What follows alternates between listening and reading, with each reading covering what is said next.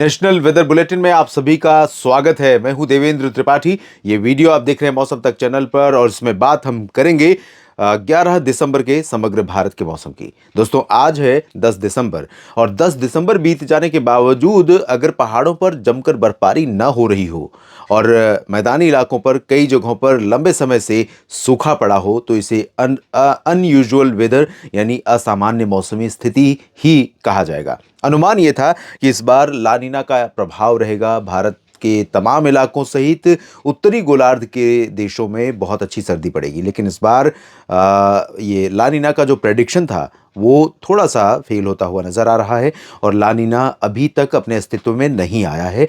फरवरी के बाद कुछ संभावनाएं बन रही हैं। अगर ये अक्टूबर नवंबर में आ जाता तो निश्चित तौर पर थोड़ा सा परिस्थिति बदल सकती थी, जैसा कि इसको रिलेट किया जाता है, जैसा इसका संबंध जोड़ा जाता है। फिलहाल ये अगले वीडियो में कभी डिस्कस करेंगे इस बारे में, लानीना और एल नीनो की क्या स्थिति है और क्या इम्पैक्ट रहने वाला है आने वाले समय में मौसम पर।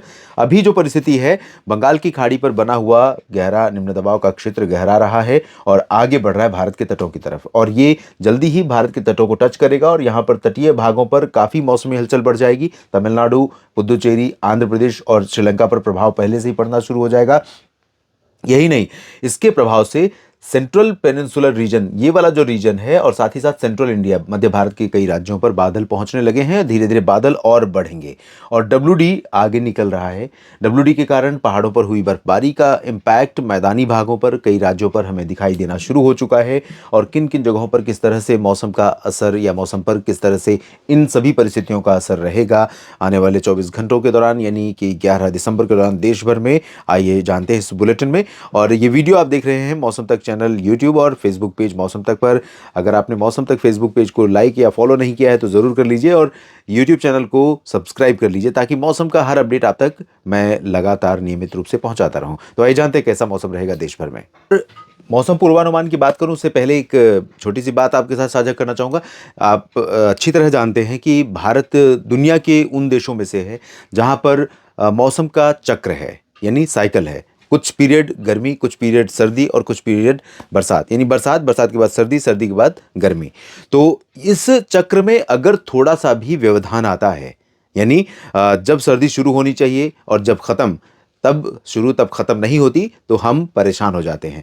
लेकिन ऐसा माना जा रहा है कि धीरे धीरे मौसम का जो ये चक्र है, जलवायु चक्र है, ये धीरे सदियों में, कई सौ साल बाद या हज़ार साल बाद अपना जो टाइम है, समय काल है, उसको थोड़ा सा आगे पीछे करता है। ये होता है या हो सकता है, इसके कयास भी हैं और साथ ही साथ ये भी संभावनाएं, आशंकाएं हैं कि जिस तरह से ग्लोबल वार्मिंग हो रही है, यानी कि हानिकारक गैसें वायुमंडल में जिस तरह से इकट्ठा हो रही हैं, ज़मीन से, धरती से हम जो छोड़ रहे हैं, ज़्यादा उपयोग हमारा बढ़ रहा है चीज़ों का, तो उसके कारण जो गैसें, हानिकारक गैसें निकल रही हैं, उसके कारण ओजोन लेयर कमज़ोर हो रही है और क्लाइमेट चेंज पर उसका प्रभाव, यानी जलवायु परिवर्तन पर उसका प्रभाव में दिखाई पड़ रहा है। तो अभी पहाड़ों पर बर्फबारी न होना इन्हीं दो चीज़ों में से एक चीज़ का कारण हो सकता है।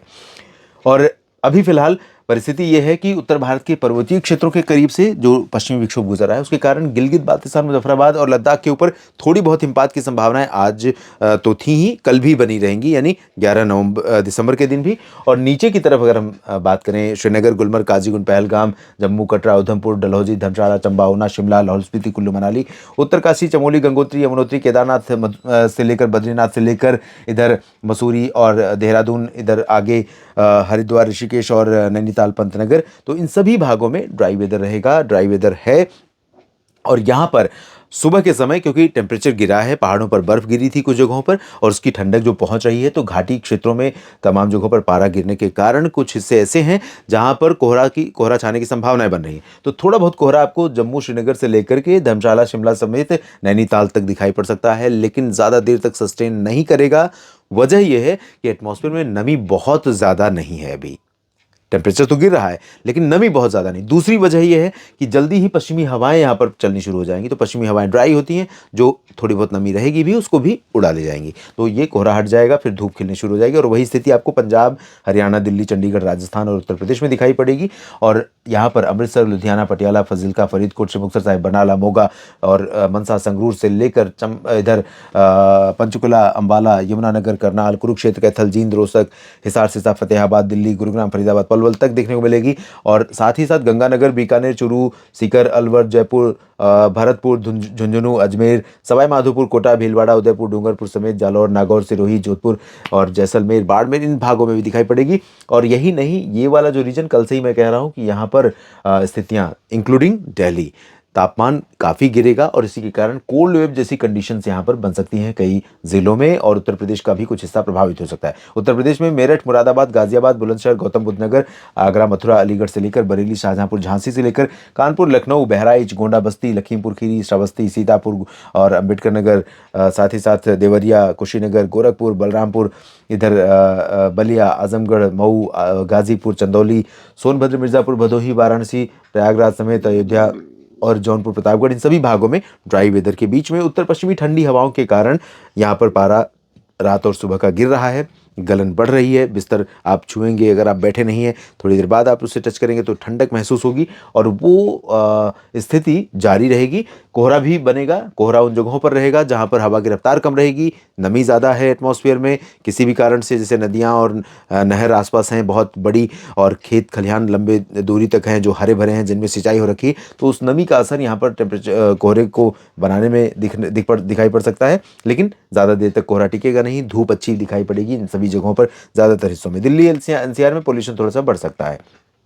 इस बीच मध्य भारत में मध्य प्रदेश में धार, इंदौर और जबलपुर के ऊपर के सभी भागों पर उत्तर की हवाएं अपना प्रभाव दिखाएंगी। यहाँ पर एबव नॉर्मल चल रहा टेम्परेचर नीचे जाएगा और रीवा, पन्ना, खजुराहो, सागर, सतना, टीकमगढ़, ग्वालियर, भिंड, मुरैना, दतिया, शहडोल से लेकर इधर भोपाल, उज्जैन, इंदौर, देवास समेत नीमच, रतलाम, धार, उज्जैन, इंदौर, इन सभी भागों में पारा गिरेगा। दक्षिणी क्षेत्रों में थोड़ा सा हवाएं मिक्स हो रही हैं, तो खरगोन और नरसिंहपुर, बैतूल, हरदा, ये वाला जो रीजन है यहाँ पर थोड़ा सा कम गिरावट टेम्परेचर में होगी। जबकि वडोदरा और राजकोट के ऊपर के क्षेत्रों में, गुजरात में पारा गिरेगा और नीचे के भागों पर ड्राई और क्लियर वेदर रहेगा। तापमान या मौसमी परिस्थितियों में कोई विशेष परिवर्तन संभावित नहीं है। और वही स्थिति महाराष्ट्र में रहेगी, चाहे चंद्रपुर हो या नागपुर, गढ़चिरौली हो, भंडारा, गोंदिया, कोला, अमरावती, वर्धा, यवतमाल, नांदेड़, लातूर, बीड, जालना, हिंगोली, संभाजीनगर और इधर जलगांव, नंदुरबार, धुले, नासिक, पुणे, अहमदनगर, सांगली, सतारा, कोल्हापुर, सोलापुर, गोवा से लेकर के कोल्हापुर से लेकर रत्नागिरी, सिंधुदुर्ग से लेकर मुंबई, दहानू तक भी ड्राई और क्लियर वेदर रहेगा। छत्तीसगढ़ में शुष्क मौसम और ठंडी हवाओं का असर, पारा गिरेगा यहाँ पर भी, ओडिशा में भी, केंदुझार, फुलबनी और भवानीपटना, राउरकेला तक, बारीपादा तक, लेकिन ज़्यादा बहुत उठापटक मौसम में नहीं रहेगी। बादल जरूर आपको दिखाई पड़ेंगे महाराष्ट्र में, मध्य महाराष्ट्र, मराठवाड़ा, विदर्भ और ये जो मध्य प्रदेश का रीजन है, पूर्वी उत्तर प्रदेश, बिहार, झारखंड, पश्चिम बंगाल, उड़ीसा, छत्तीसगढ़, इन सभी विभागों पर भी, लेकिन ये बादल बारिश देने वाले नहीं हैं। लो प्रेशर सिस्टम नज़दीक पहुंचेगा तो दक्षिणी आंध्र प्रदेश के तटों पर और तमिलनाडु के तटों पर, पंबन से लेकर के पंबन और पुदुचेरी, चेन्नई के बीच में कई जगहों पर तटों पर भारी वर्षा देगा। तेज़ हवाएं चलेंगी पूरे इस रीजन में, आंध्र प्रदेश के रायलसीमा में भी, तटों पर भी, दक्षिणी आंतरिक कर्नाटक, केरल और आंतरिक तमिलनाडु में भी। लेकिन बारिश की संभावना अभी भारी तमिलनाडु के तटों और आंध्र प्रदेश के तटों पर है। दक्षिणी भागों में खासतौर पर रायलसीमा, आंतरिक तमिलनाडु, केरल, दक्षिणी आंतरिक कर्नाटक के कुछ भागों पर लाइट रेन हो सकती है। लक्षद्वीप में बरसात की शुरुआत अभी थोड़ी थोड़ी हो रही है, इसके बाद सिस्टम जब आगे बढ़ेगा तो और तेज बारिश हो जाएगी। पूर्वोत्तर भारत और पूर्वी भारत के भागों पर, यहाँ पर बिहार, झारखंड, पश्चिम बंगाल में सुबह हल्का कोहरा रहेगा कुछ जगहों पर, कहीं पर moderate shallow to moderate fog हो सकता है, यानी हल्के से मध्यम कोहरा छा सकता है, विजिबिलिटी पर असर पड़ सकता है। और विजिबिलिटी पर असर आपको असम और अरुणाचल तथा मेघालय, नागालैंड में भी दिख सकता है, क्योंकि यहाँ पर पहाड़ों पर हुई थोड़ी बहुत बर्फबारी का असर यहाँ पर दिखाई पड़ेगा टेम्परेचर में ड्रॉप के कारण। तो यहाँ पर मौसम सर्द होने लगा है पूर्वोत्तर और पूर्वी भारत के भागों में भी, लेकिन अभी भी उम्मीद जैसी सर्दी और उम्मीद जैसा मौसम दिखाई नहीं पड़ रहा है देश के अधिकांश भागों पर। अब ये जलवायु परिवर्तन का असर है या जो क्लाइमेट है, जलवायु है, वो अपने परिवर्तन काल से स्वाभाविक रूप से गुजर रही है, ये कहना मोटे तौर पर, जितनी समझ, जितनी अंडरस्टैंडिंग मेरी है, इसके आधार पर मेरे लिए कहना बहुत मुश्किल है। ये वीडियो पूरा देखने के लिए आप सभी का दिल से शुक्रिया। बने रहिएगा मेरे साथ मौसम की तमाम जानकारियों के लिए। धन्यवाद।